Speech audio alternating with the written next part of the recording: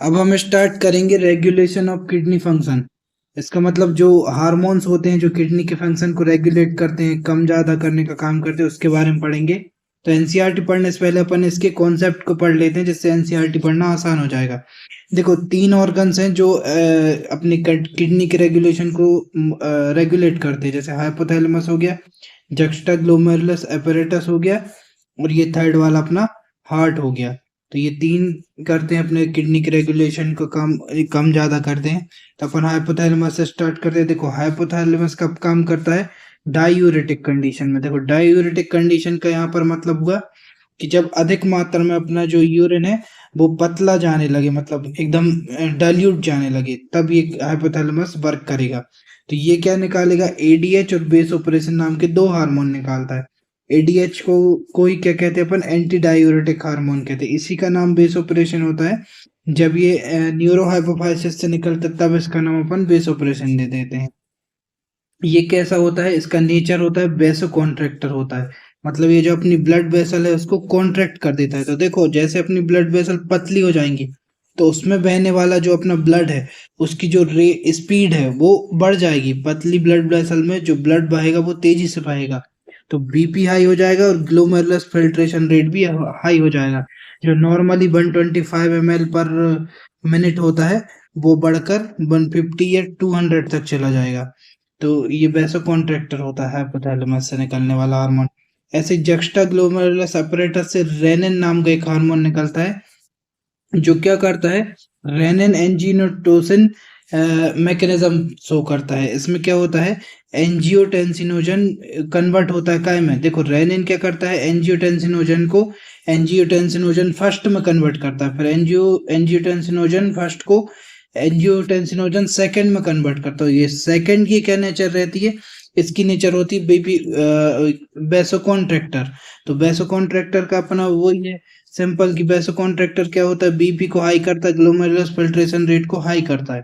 अच्छा, ये angiotensinogen second जो है ये एड्रिनल ग्लैंड पर वर्क करता है।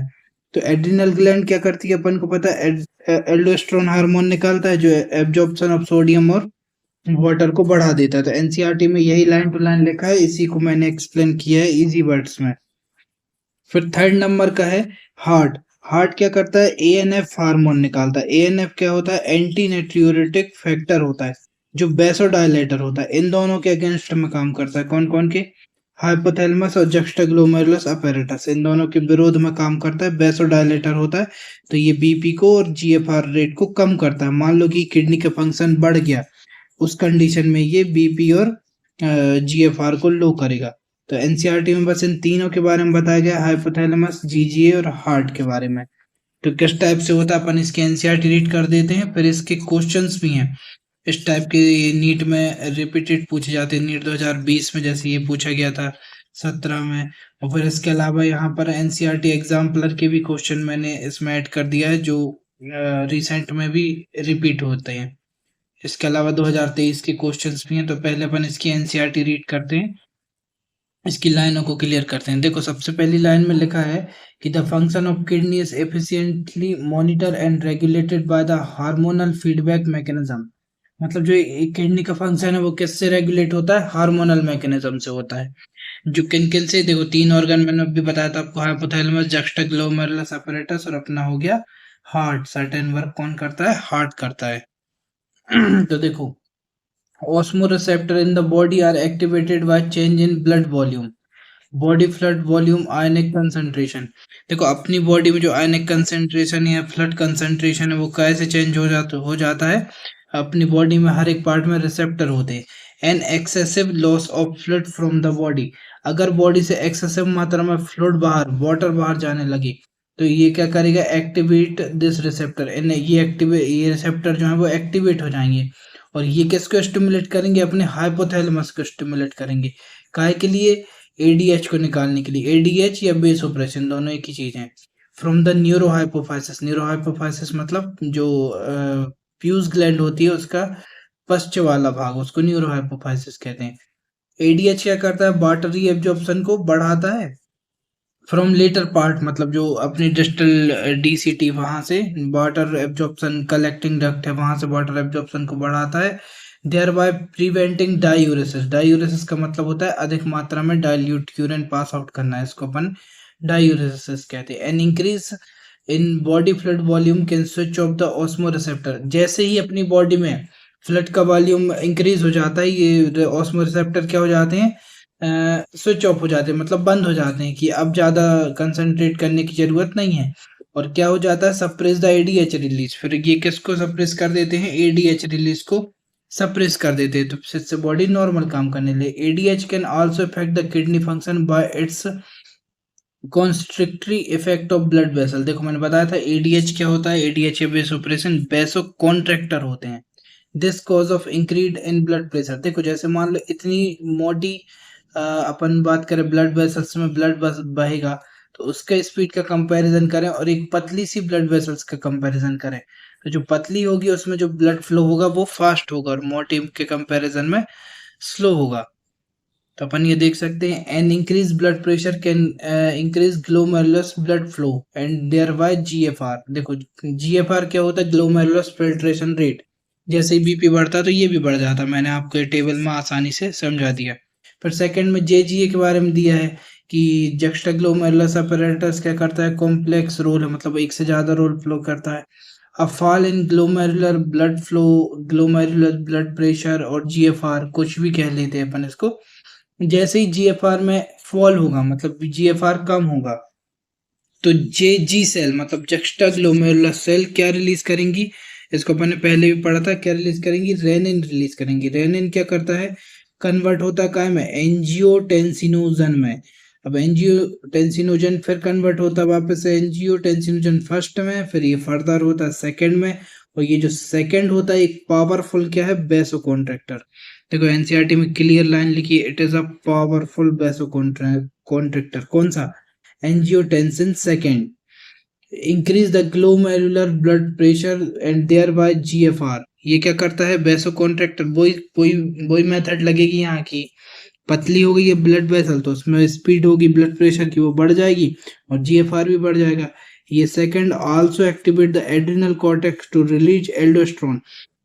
इसके अलावा ये किस पर वर्क करता है, अपने एड्रिनल ग्लैंड के कॉर्टेक्स वाले रीजन पर वर्क करता है, जो जिससे क्या निकलता है, एल्डोस्टेरोन। देखो शुरुआत में एनसीईआरटी ने इसके कॉम्प्लेक्स वर्क को क्यों बताया है कि ये कॉम्प्लेक्स होता है।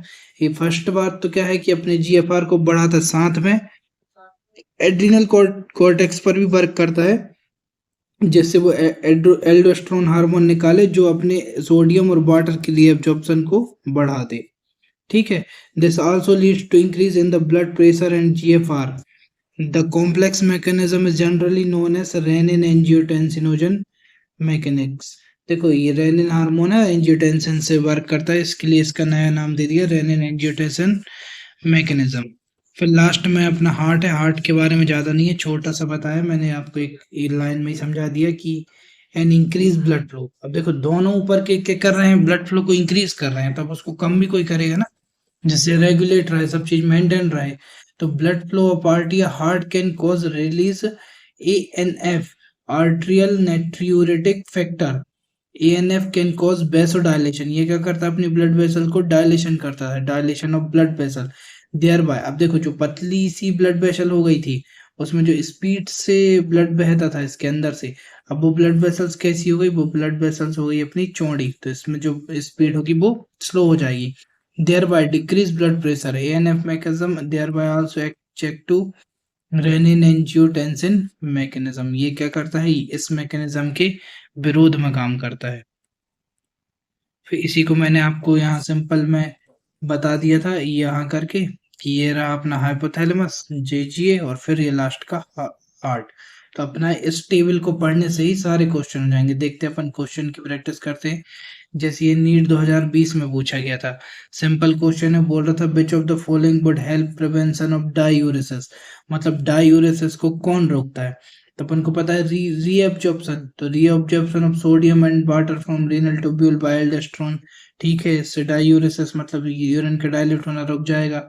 एएनएफ तो क्या करता है, बीपीएस को कम करता है, और जेजीए यदि कम होगा तो वो उसको रिलीज कर देगा। तो आंसर कौन सा हो जाएगा अपना, ए।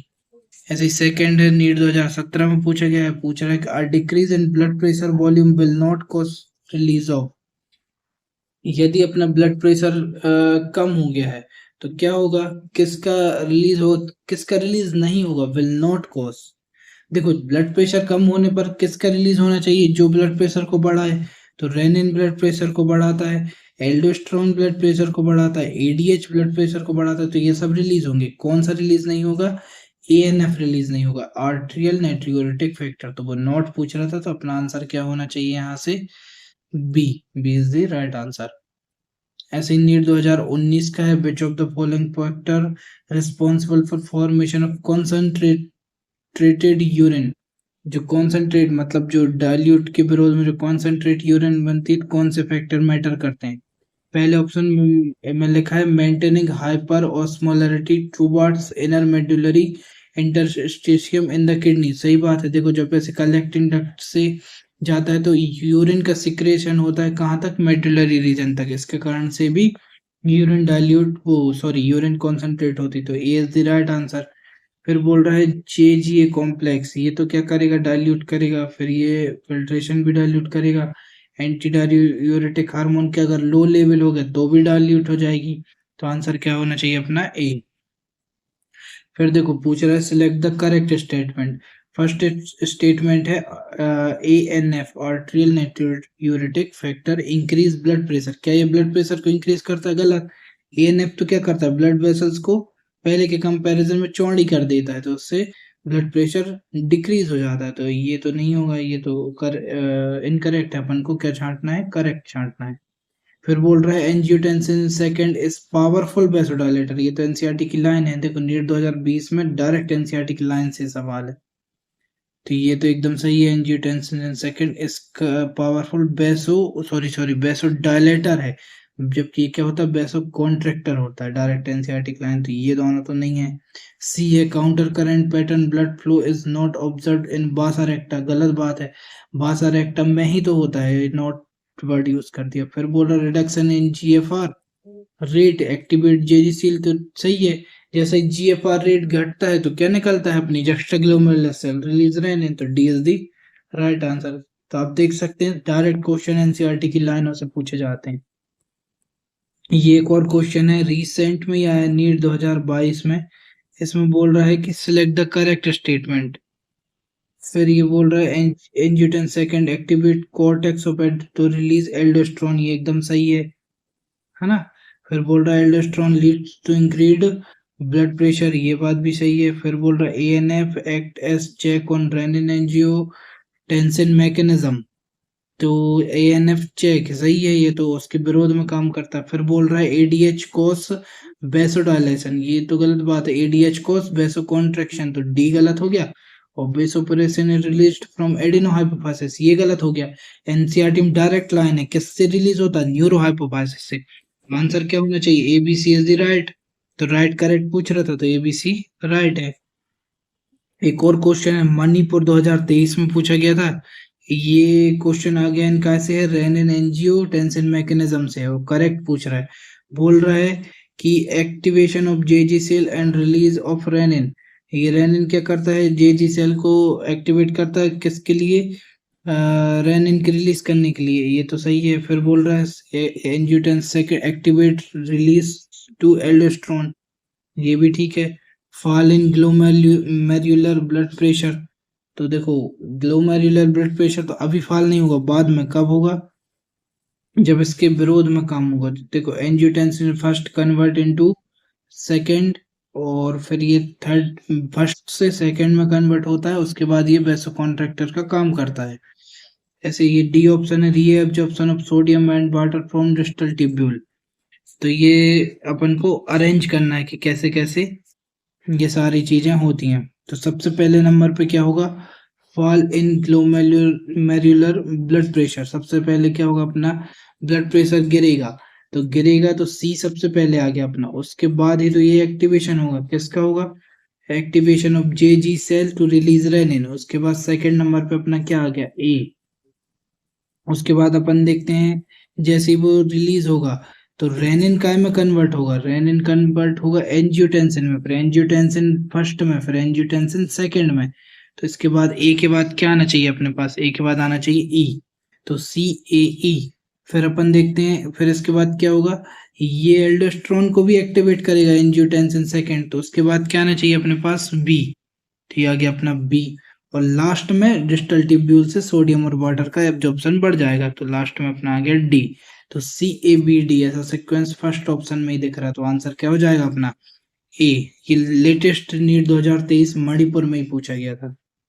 फिर एक और क्वेश्चन है मणिपुर में इसी टॉपिक से पूछा गया था। नहीं, ये आगे के टॉपिक से है, तो यहाँ तक अपना हो गया। तो आपको कुछ नहीं करना है, ये पूरी एनसीईआरटी की रीडिंग ना करते हुए बस आपको नॉर्मल इस टेबल से रिवाइज कर लेना है। तो इसमें सारी चीजें मैंने इम्पोर्टेंट लिख दी है, जिससे आपको रिवाइज करने में आसानी होगी। इसमें आपको हाइपोथैलेमस भी है, जेचीए भी है, हार्ट भी है, कौन वैसो कॉन्ट्रैक्टर है, कौन वैसो डायलेटर है, कौन सी चीज किस में कन्वर्ट होती है, रेनिन एंजियोटेंसिन में कैसे कन्वर्ट होता है, फिर किस ग्लैंड पर काम करके कौन सा हार्मोन निकालता है, यहाँ पर मैंने ये भी बताया। तो इसी से रिलेटेड कोई भी एक क्वेश्चन नीट में पूछा जाता है।